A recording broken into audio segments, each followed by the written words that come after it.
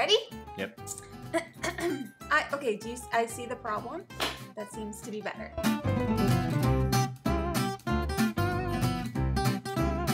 Hello everyone, and welcome back to Foster the Meeple, a channel all about Board games. And board gamey things. That's right. Today we have another episode of Board Games and Brew. Jeffrey, what's in your mug? Bubbly. Peach bubbly. Mine's apple juice. It's just before dinner. It's not really Saturday morning. Surprise! You guys didn't know. Shocking. We film in advance. That's weird. Anyways. Spoiler alert. Today's episode is all about games that we disagree on. There are many, so this might need to be a series all of its own. I want to clear something up. Sure. Sometimes we do have hot beverages. Like, we're not lying all the time. 90% of the time we're drinking a hot bev. Yeah. And the rare occasion it's root beer. That was once. That was once. That's why I said it was a rare occasion. It happened one time. Yep. And this is my first apple juice, like a little kid. Yeah, we're going to talk about games that we disagree on. We have 5 games to talk about today. We definitely disagree on many more than that, but yeah. You know, our tastes are a little bit different. We have a lot of crossover on games that we love, though. Like, let's be reals. Yeah. Like, we both love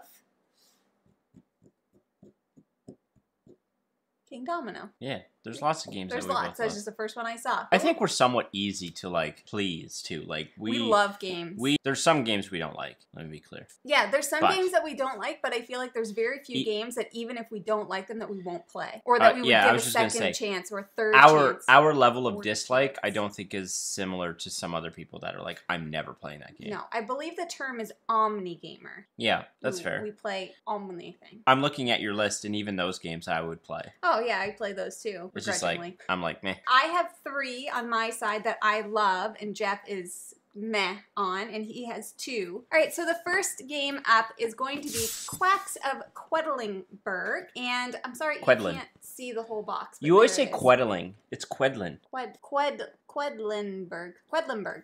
I mean, it doesn't ultimately matter. Quacks of Quedlingburg. Quedlinburg. It doesn't matter. Anyways. Say it again? Quedlinburg. Quedlinburg. Why is that so difficult? I have no idea. Say it 3 times fast. Quedlingburg. No, the whole thing. Quacks of Quedlingburg. Quacks of Quedlingburg. Quacks of Quedlingburg. Nailed it. Crushed well done. This game is a push your luck bag builder game where you are building out a potion by drawing ingredients out of a bag and putting them into your cauldron. If you draw certain ingredients, the white ones, I think they're cotton, you have the potential of your cauldron, what? Cotton. Isn't it? No. Are you sure? I'm positive. Cotton? Cotton? If it's cotton, I'm going to look real dumb. I'm pretty positive that it is. No, we have to look it up now. It's going to drive me nuts. Wait, this is replacement chips. But look on the other side. Yeah, let me read. They just call them green chips. Yeah, but I want to know what they have to have a thing on them. It's a picture of cotton. It's not cotton. It can't be cotton. Yeah. It can't be. It's not cotton. Let's let the people decide. It's not cotton. It's got to be in here. It's not. Oh, wait, it is. No, it's not. That says pumpkin, pro skull. But it's not going to be on one of those. It's got to be in here. Look at underneath bust. It says, just keep saying white chips. Yeah, maybe they're white chips, like potato chips. It's good apple juice.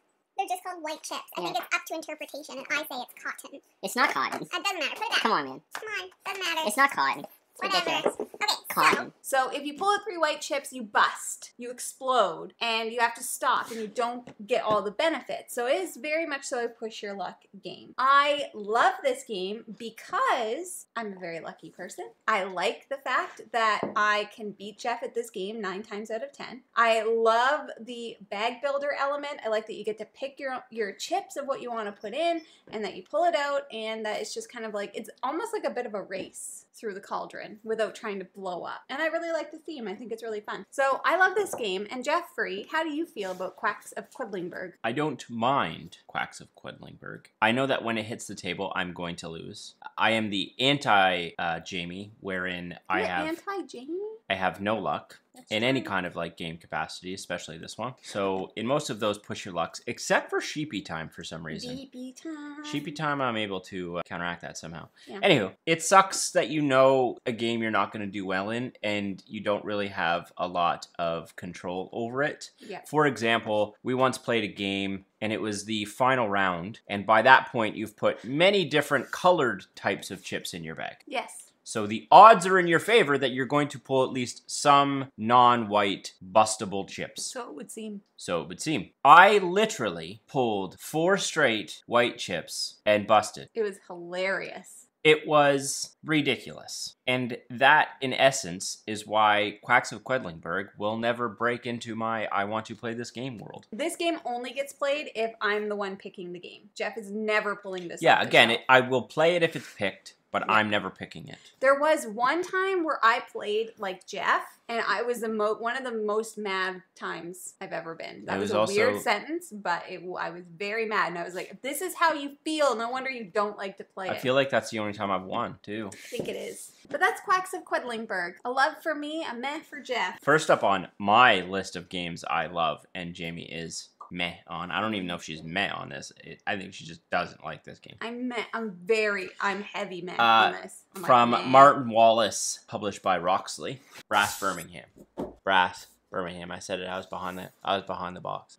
Brass Birmingham. Just looking at it. Brass Birmingham is a Euro game where you are essentially trying to transport goods around England. Yeah, beer. Around Birmingham. Beer's the main score, but you're setting up factories. It's this big economical game. Jamie hates it. Jamie hates it because it's like a dark, dungy board. The colors are kind of dull, black, browns, grays, which is my aesthetic. But not Jamie's. No. Which is frustrating because this game is very good, and it is good at 2 players, so it would fit in our player count. But for some reason, she just never wants to play it. It's because... And that makes me sad. It's a heavier game. There's a lot of moving parts in this game. There's a lot you need to pay attention to, and there's a lot that can get missed. That's not the problem. You see my problem. It is very bland. The colors are very ugly colors. Well, it's fine. But it's also the theme, and also the fact that it's an economic game. And I just do not like economic things. I don't like when I have to do all of these calculations and math in my head. Wait, but you love modern art, and that's all math in your head. No, that's fun because it's bidding. It doesn't matter if I know what I'm talking about. I can just bid on whatever I want to. Oh boy. Fun. This one, I have already relearned it again, but it took me I had to watch 3 videos before I was like, okay, I think I get this. It's just, I feel like it just doesn't it doesn't compute in my brain as well as some other games do. Okay, I think that's the Euro game aspect of it, and it's also the theme. I don't like beer. It's primarily the theme. I think it's primarily Let's the be theme. honest. If this was color, if this was colorful and dinosaurs or transferring unicorn poop to different cloud factories, then I would be 100% into this game. But you see that it is not about that. Next year, Kickstarter, unicorn poop going to clouds. Oh my god, can somebody do that? Probably. I really like Brass Birmingham. Unfortunately, it hasn't gotten played once this year, which is insane to me. I don't know. Let's play it next year. Maybe I just need to find a new gaming group. What? You know? I'm your gaming group. That's so rude. Next up we have on my list is Marvel Champions, and this is from Fantasy Flight Games. This is a living card game. Sorry, Carlo and Dylan.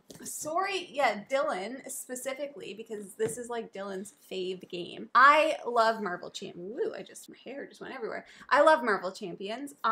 First of all, love the theme. The living card game aspect of it I think is really cool too. We only have the base set, so we've only played with just the base characters. It is now at the point where I only play this game solo. You usually get really frustrated when we play this game. I do. There's some things in it that are a little bit confusing. I think that if you have seen all of the Marvel movies, a lot of the little nuances you might get a little bit more, or if you read the comics, because there's a lot of that language and the alter ego versus ego and how that works, all that stuff. But I mean, this is a very thematic game for Marvel, so if you don't like Marvel, it's probably not going to be a love for you. But it's a fantastic solo game, luckily, so I still get to play it, but I love it. Jeffrey, over to you, Jeffrey. Have played this a handful of times. A couple times, super frustrating for me. A couple times I was like, this is an okay game. Don't buy into the Marvel theme like a lot of people do. I've seen all the movies. for the most part. I do like certain Marvel characters, but it doesn't grab me. Like, Jamie and her brothers grew up with Marvel. They read the comic books. They loved that world. I didn't grow up with the comic books. I didn't grow up watching Marvel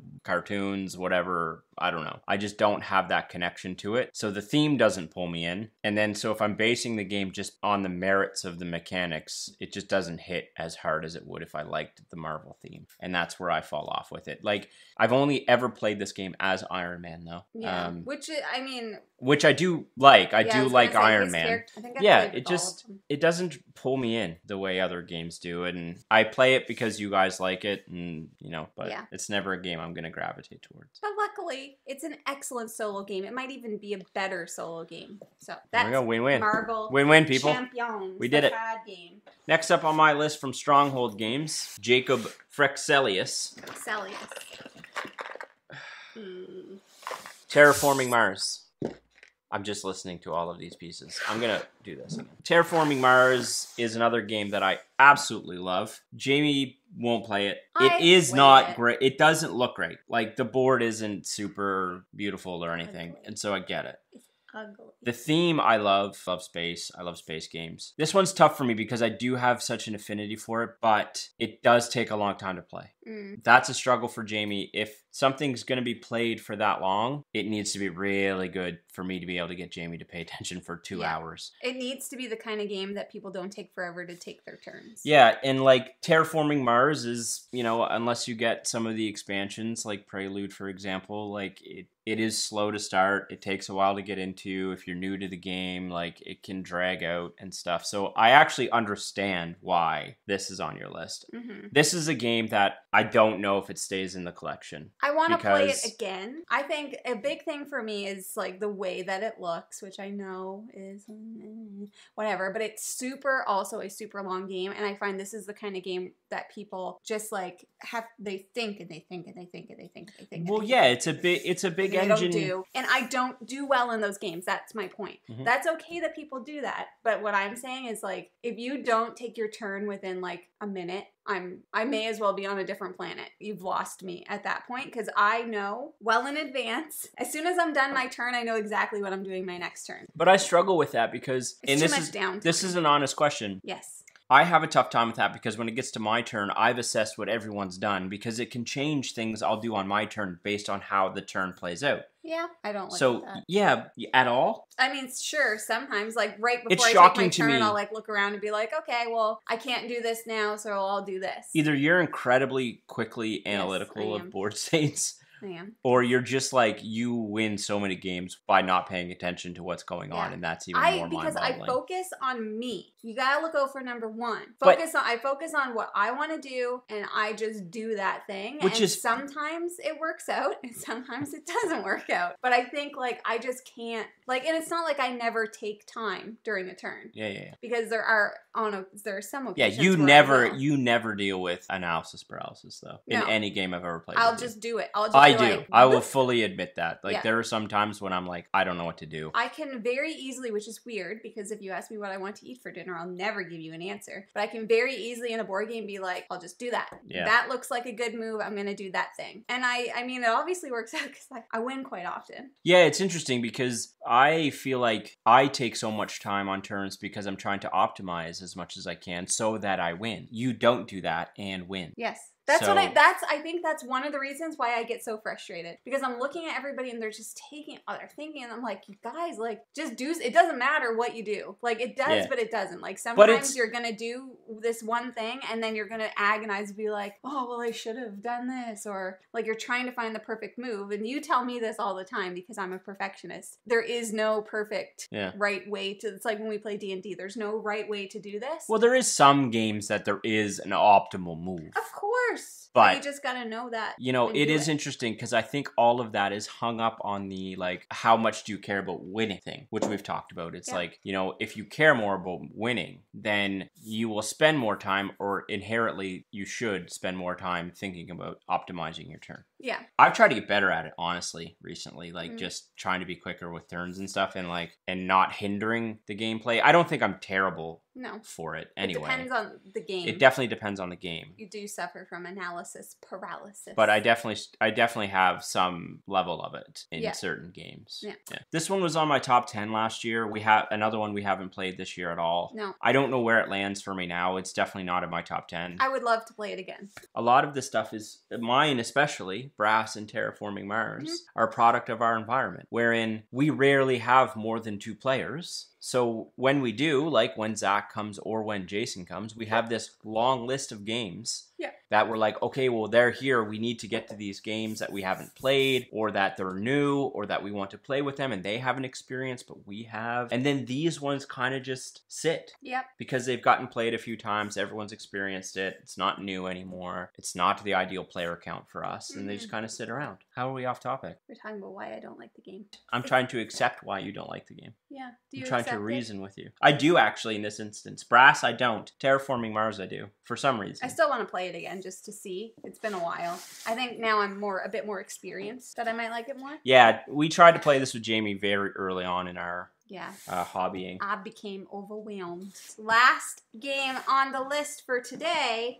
Really? You want to keep going. We will continue this. Here we go. We will do a full series of this because this can go on forever.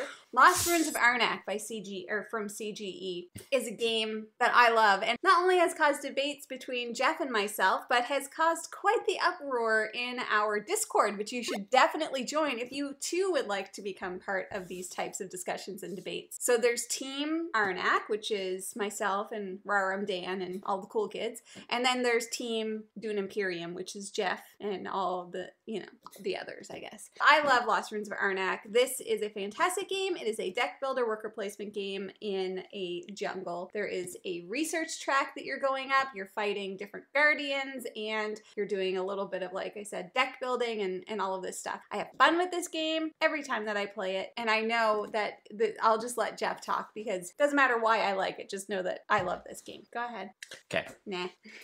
I want to say something quickly. Okay. 90% of the time in Discord when I'm debating with people about Arnak, I'm just doing it to stir the pot. Of course. I don't actually mind Arnak. I do prefer Dune Imperium. I'm not lying when I state that. I do prefer Dune. I'm bigger into the Dune theme. I read the book. I enjoy that. I find the game's crunchier. It's closer. I just prefer it overall. But that's not to say that I don't like Arnak. I do like Arnak. But I think Brothers Murph recently talked about it on The Hotness, and they also brought up my issue with it. Now, they love Arnak. I'm not saying they don't. They do. But they brought up an issue with Arnak that I struggle with, and that is the research track. I think the research track is overpowered in this game. I don't know how you fix that, but for some reason, I can't mentally and logically forget about that fact when I play this game. I am forced in this game, I find, to focus on the research track. Because if I don't, then I'm going to lose. You can win without, boosting yourself all the way to the top of the research track. Which I have done. You can do it by building out your deck super well. You can win by defeating guardians and all of these things. But my point is, you cannot win if you completely ignore the research track. You can't. That bothers me a little bit. Because then I'm focused. I feel like I constantly have to pay attention to this. In essence, compared to the rest of the board with beautiful, like the board is beautiful. The components are beautiful. It looks amazing on the table. You have all of this beautiful stuff on one side of the board, the guardians, the gems, the totems, or whatever they're called, all look great, but you're making me focus on this somewhat boring research track that I need to pay attention to if I want to. I get it. I'm not saying that mechanically it doesn't make sense. It's forcing me to pay attention to this boring research track when really all I want to do is fight a bunch of monsters. Yeah, but have you ever tried just doing that? Actually, yes, I did, and I got pummeled. But I also won this game. But you also paid attention. You're not listening to my point. I understand. You said you can't not do anything on the research track. You cannot. You will lose. Which I think is fine. But I also don't think that you have to focus so much on it that you can't lose yourself in the rest of the game. Because, when I'm in this side of the board, and I'm doing all of these cool things, it's constantly pulling me out because I then have to be like, okay, but there's this thing here I need to pay attention to. I don't know. I just kind of like it because I like that it's almost like a puzzle in your head because you're like, okay, well, I need to do these things, but I need to make sure that I've got enough enough resources to do this thing, but I could get more resources if I do this thing. And I just think that there's a very puzzly aspect of this game that I don't feel in Dune Imperium. I feel Dune Imperium is more so like, I don't really find the deck building to be that much of anything in Dune Imperium. Well, neither are great. I just feel and that's fair because it's a deck builder / worker placement. Yeah, I just feel like I like the puzzly aspect of this. And I have one not heavily focusing on the research track. Of course, I do agree. You can't just not do the research track. You got to at least go up a few steps. At least get your researchers. Yep. Your 2 researchers. My only thing with this game, truly, like if we're going to break it down to like so beautiful. To one thing about this game that could change it for me is if they just changed the scoring that they used on the research track. Here's my final point on this. I could just go up a few points and do Guardians and stuff, and I'm going to compete. Yep. But if you ignore the rest of that and go all the way up on the research track and maybe fight one monster and have a somewhat, you're in a really good opportunity to win that game. Sure. My issue isn't anything else other than you could theoretically win that game by solely focusing on the research track and doing minimal other things. Just hit my toe on the bar. And it can't happen the reverse way. I'm sorry. In my opinion. Jamie stubbed her toe. She's got a broken elbow. I do have a broken elbow. Anyway, Okay, but what I was just about to say before I injured myself is I think it would be really interesting if we played this game and you just did the research track and I just did everything else. Yeah. And just to see where it ends up. Just for science. Yeah, for science. Yeah, I think that would be fun because I would really like to see if your theory is right. There's been multiple content people that have expressed and identified the exact same thing I'm identifying. And damn, I don't think I'm crazy. I think it's an actual issue that exists with this game. And if you're removing all biases aside of like whether Dune's better or Arnak's better or whatever, it exists. It is there. And we understand that some people do not find them comparable, and that is fine that if you do not. Yeah, but again, just for the purpose of this discussion, we are. Whether or not you agree, they do come up in comparison. Yeah, for sure. I would love to own Dune Imperium and Arnak. We don't I'd own... like to get the expansion. I don't know if it makes it any different. We don't own Dune Imperium, but they both can live on your shelf. Oh. I just want to be clear that people understand that I don't hate Arnak.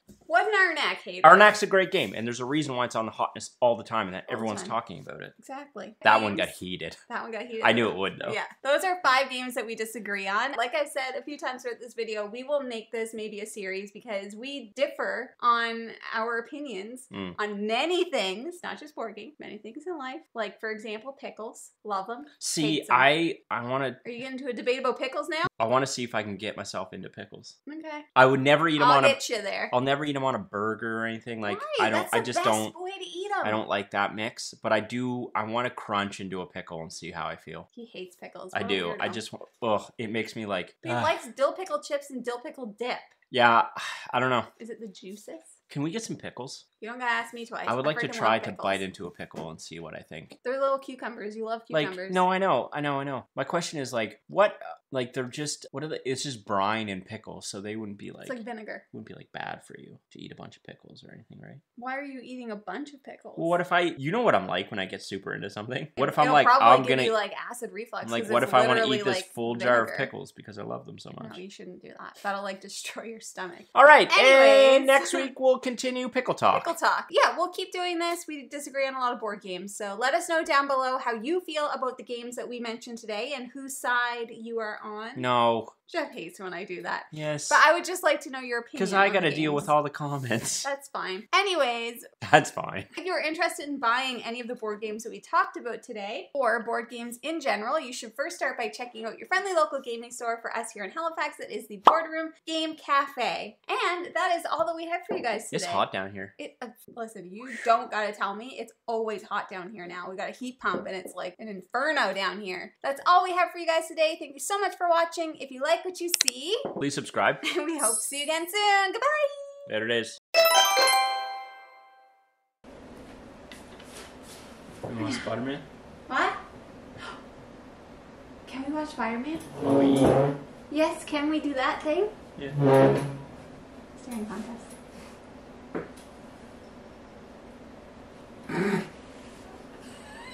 Get out! I win. Eating. I win. Why yeah, you like it? It's just chat, Jack. We're just chatting. We're just chit-chatting, drinking our beverages. Definitely a meh. What? Gross. I'll save this one for last. Okay, Jeffy. Yeah. And I'm gonna sneeze, sorry. yes, I know. Here it is.